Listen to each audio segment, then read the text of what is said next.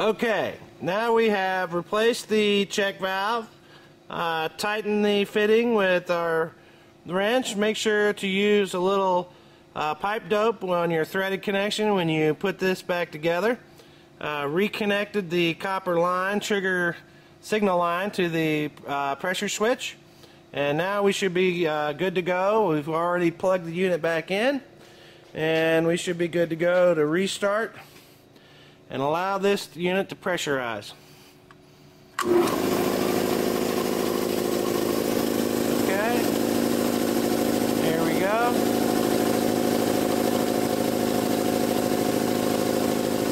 Okay, we're building pressure.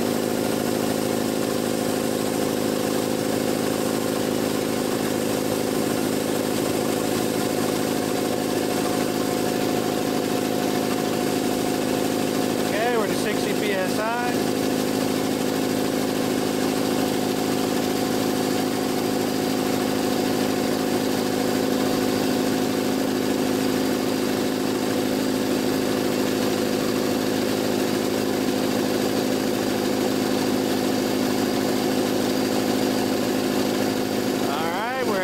PSI.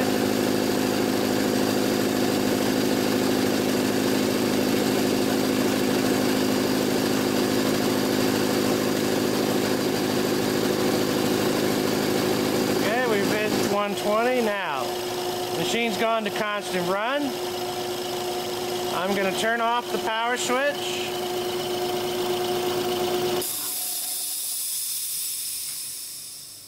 And there you have it.